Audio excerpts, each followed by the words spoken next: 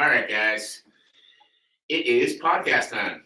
One of my favorite times of the day. I hope you guys are looking forward to it as much as I am. So today's going to be a fun one. Today we're talking about, wow, brain farts going off right off the beginning. But guys, as we get into it, today we're going to be talking a little bit about, what's been going on with me the last little while. And, as we get into it, basically just understanding, how to actually properly build your career in sport. The one true trick that you need in order to build your career in sport. Wow, that was a messy beginning to this recording. It floated right out of my head, but we got it back. How we build your true dream career in sport. What is the one true trick you need to understand? Now, the reason that we're going to get into that today is because over the last few weeks, my social media accounts have been going off a little bit. My TikTok following's doubled, my Instagram following's tripled in just the last probably 2.5 weeks, which is super cool. I'm super grateful for that. I've gotten a lot of really great messages about, videos I've been putting out that have been really helping people, and that makes me super happy.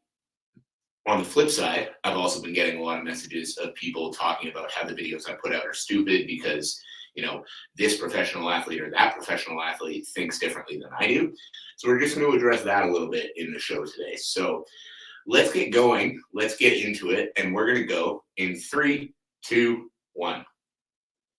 Welcome, everybody, to another episode of the Elite Development Podcast, the #1 show for athletes looking to gain an edge on their opponents and build their dream careers in sport. I'm your host, Kenny Dusseault, and today we are talking about the one true trick to build the career that you've been after all of these years. Now, why are we talking about this? We're talking about this because over the last few weeks, I've really gotten a feel for people's opinions on training, people's opinions on, different kind of styles and training methods, because I've had a few videos that have really exploded on Instagram and TikTok. And, my following on Instagram has tripled. My following on TikTok has doubled in just about the last 18 days, which is super cool. I'm super grateful for that. I've gotten a lot of really nice messages from a lot of people that have been starting to implement some of the training stuff that I've been talking about. But on the flip side, I've also gotten a lot of messages telling me that I'm stupid, telling me that I'm giving people false hope by talking about certain circuits or programs or things that they can do. Because a lot of the conversations that I'm starting is, improving your power like certain athletes that are either in the UFC or at high levels. In order to improve your power like this person, follow circuits like this to start you off or to help you out. And the main idea behind this, easier to just go watch them on the Instagram account, but the main idea behind this, guys, is helping teach athletes how to train smarter.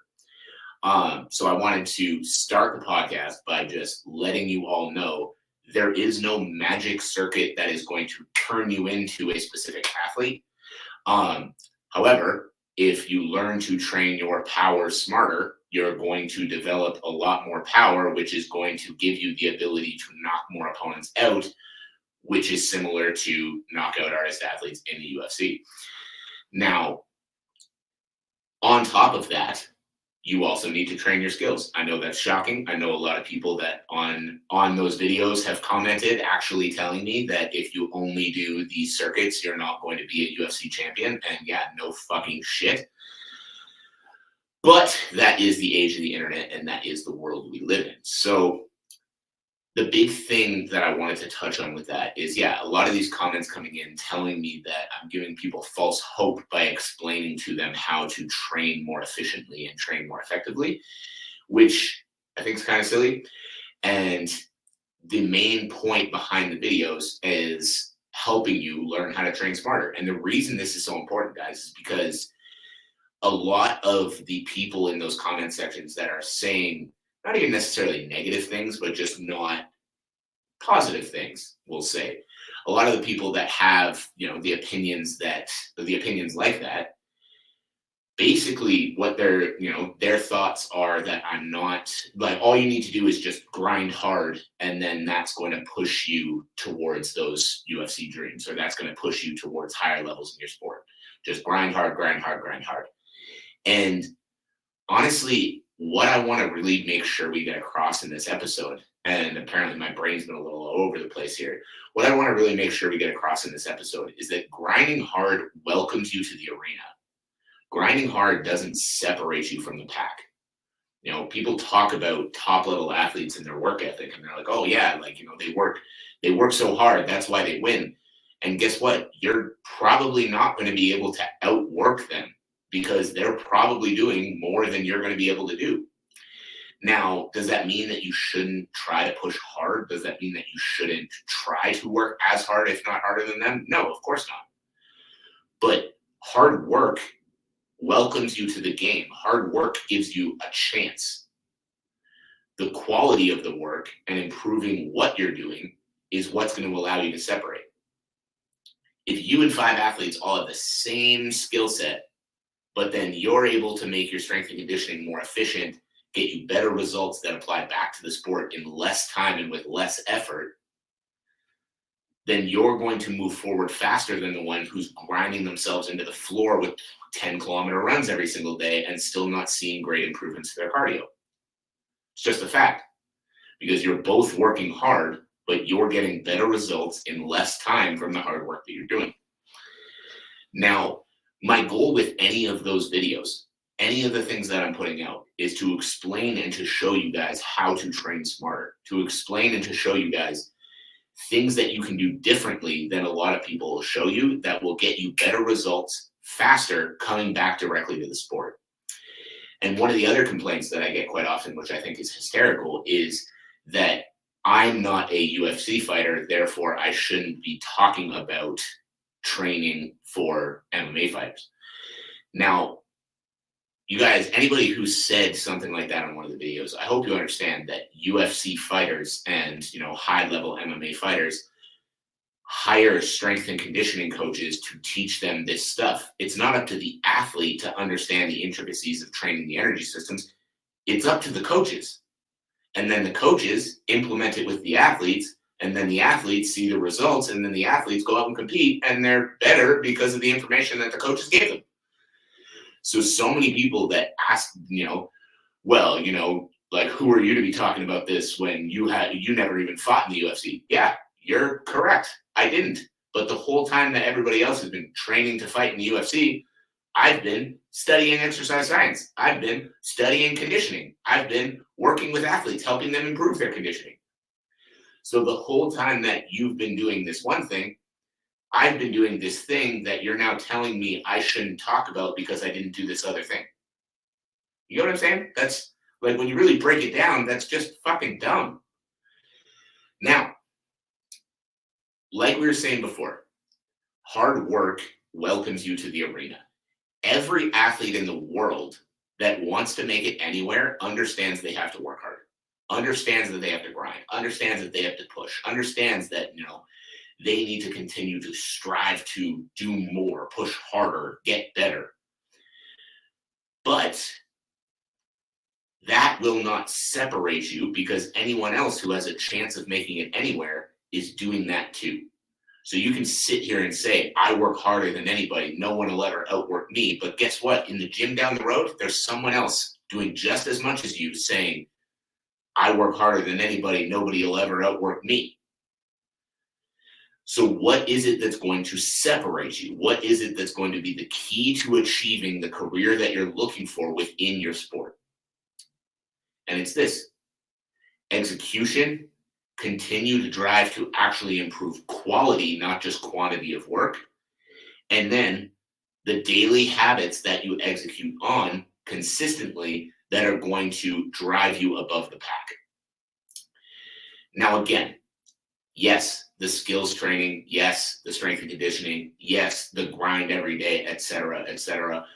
But at this point, I'm hoping that's a given. I'm hoping you understand that if you're not training very hard, if you're not getting stronger, getting faster, improving your skills, et cetera, you don't stand a fucking chance.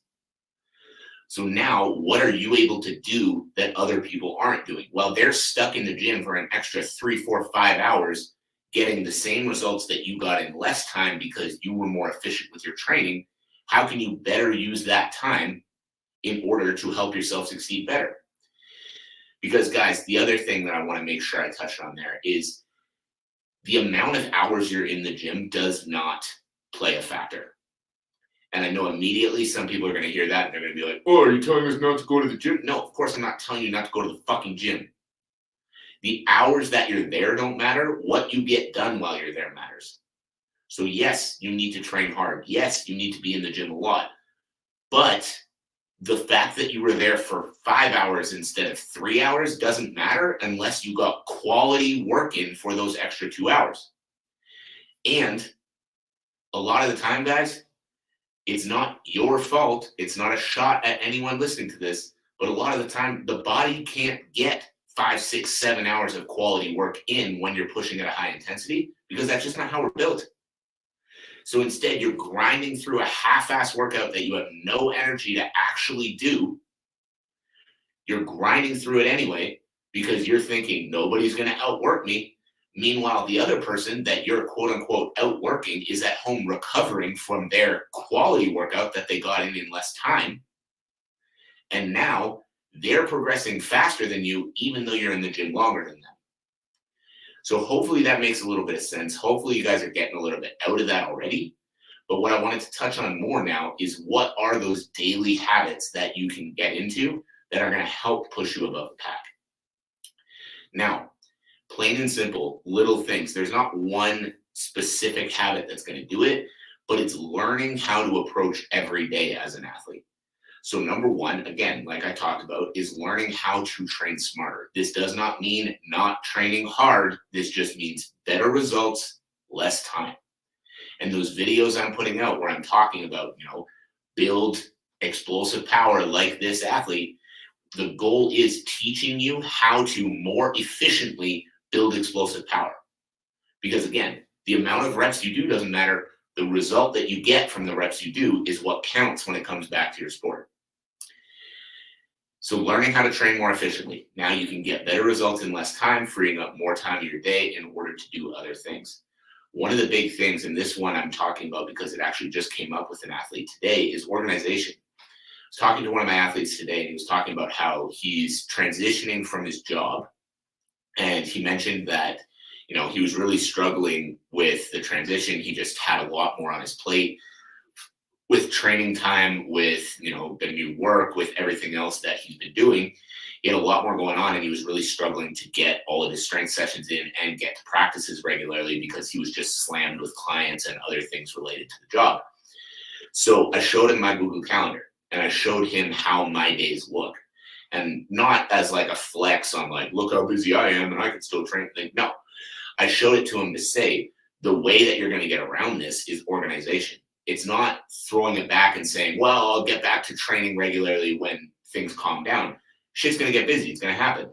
And you need to learn how to handle it better and still get quality training in. So I showed him what my days look like, and literally every hour is planned out. I wake up at 4 o'clock. I have 15 minutes, which is my drink a bottle of water and have my first cup of coffee. Then at 4:15, I start my morning routine, and in that slot on Google Calendar, every piece of the morning routine is written out. And then at 5 o'clock, I get to the gym. I have the gym from 5 to 7, so usually I get there a little bit after 5. I might leave kind of right around 7. Then at 7:30, I post my first pieces of content on social media, and then I have a meeting with one of my assistants. And then I have every hour of the day laid out. And so what that allows me to do is never waste time. I'm never sitting and going, oh, what do I have to do next? So what I told him to do is sit down and create that Google Calendar for himself. Every client you have time to, organize clients. So pick a couple of hours twice a week that you can just organize schedules, whatever else it is you need to do.